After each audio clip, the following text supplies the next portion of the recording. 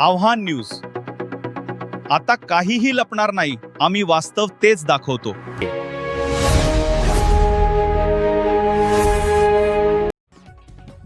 भुसावळच्या विकासासाठी सत्ताधारी व विरोधकांची समन्वय समिती व्हावी. भुसावळकरांना राजकारण नकोय, विकास हवाय. नगराध्यक्षांना अमर्याद अधिकार आहे.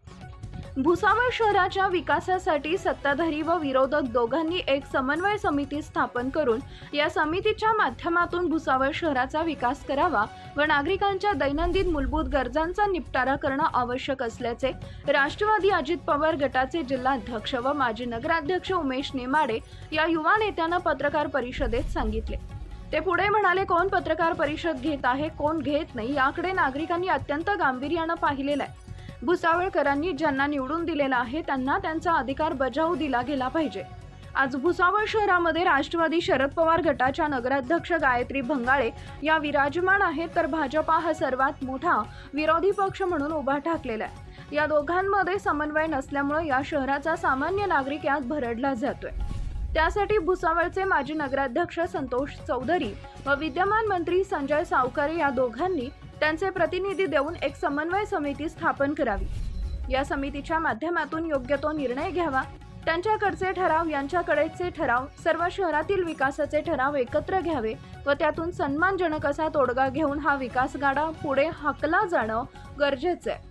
आज भुसावळ शहराची अत्यंत दयनीय अवस्था झालेली आहे. पुरेसे पाणी नागरिकांना मिळत नाही, लाईट नाही, स्वच्छता नाही, सर्व एकमेकांचे पाय खेचण्यामध्ये मशगूल आहेत. हे कुठंतरी थांबलं पाहिजे.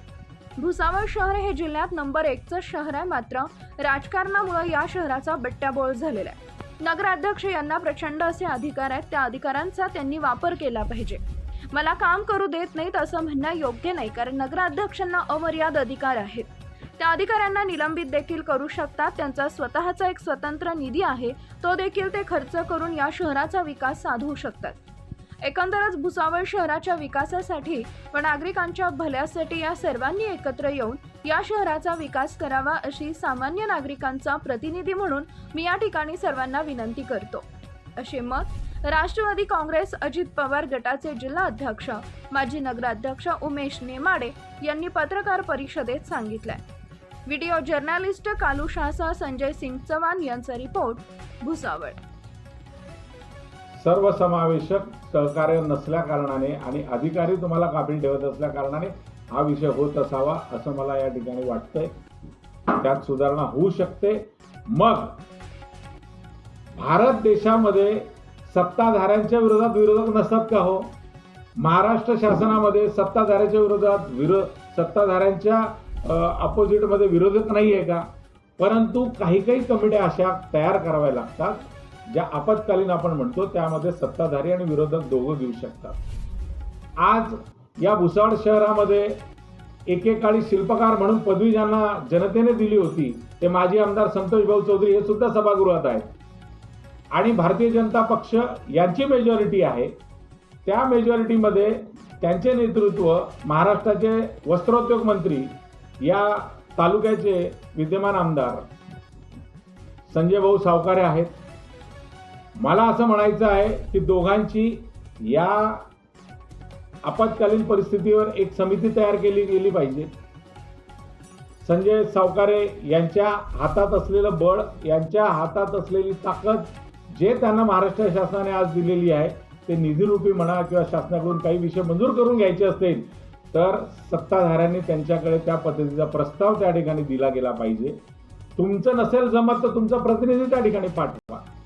आणि भारतीय जनता पक्षाचं सुद्धा मला तेच सांगायचं आहे की तुमच्याकडून सुद्धा एक प्रतिनिधी त्यांच्याकडे द्या आणि त्यांच्याकडे सांगा की तुम्ही हे विषय मांडलेले आहेत, यातील एवढे विषय आम्हाला नामंजूर आहेत, आम्हाला असे विषय या ठिकाणी अपेक्षित होते, तुम्ही ते विषय घ्या.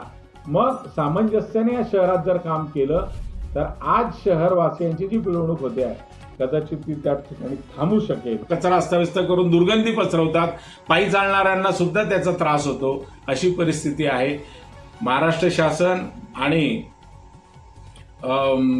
केंद्र सरकार या दोघांच्या माध्यमातून कचऱ्यावर करोडोचा निधी आता मिळतो. कचऱ्याचं विलगीकरण करण्यासाठी, कचऱ्याचं व्यवस्थापन करण्यासाठी फार मोठा निधी मिळतो, परंतु तो निधी आम्हीच देतो, आम्ही घनकचऱ्याचा व्यवस्थापनाचा निधी तुम्हाला देतो, तो तुम्ही आमच्याकडून वसूल करता, आम्ही पाणीपट्टी तुम्हाला भरतो, परंतु त्याचा विनियोग योग्य पद्धतीने होत नाहीये, त्या ठिकाणी कामकाज केलं जात नाहीये, असा माझा आरोप त्या ठिकाणी एक भुसावळकर नागरिक म्हणून आहे.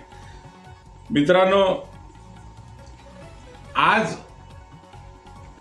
कोणीतरी पुढाकाराने काम केलं पाहिजे अशा विविध सामाजिक संघटनांनी माझ्याकडे गळ घातली. विविध प्रतिष्ठित नागरिक मला सांगतात की भाऊ, ही फार परिस्थिती वेगळी आहे, अनेक लोक या भुसावळ शहरातून बाहेर निघत आहेत, भुसावळ शहरामध्ये जे वैभव होतं ते आज बघायला मिळत नाही आहे. तर मग याला कारणीभूत कोण? विरोधकांना आणि सत्ताधाऱ्यांना हा नगरपालिकेच्या माध्यमातून जे लोकांना वेळीच धरण्याचा अधिकार दिला कोणी? अनेक लोक वेगवेगळ्या पद्धतीने विचारतात, पण बोलणार कोण? म्हणून आज मी या विषयाला वाचा फोडण्यासाठी या ठिकाणी तुमच्यापर्यंत आलेलो आहे. सत्ताधारी आणि विरोधक लाईक करा, शेअर करा, सबस्क्राईब करा आणि बेल आयकॉन प्रेस करा.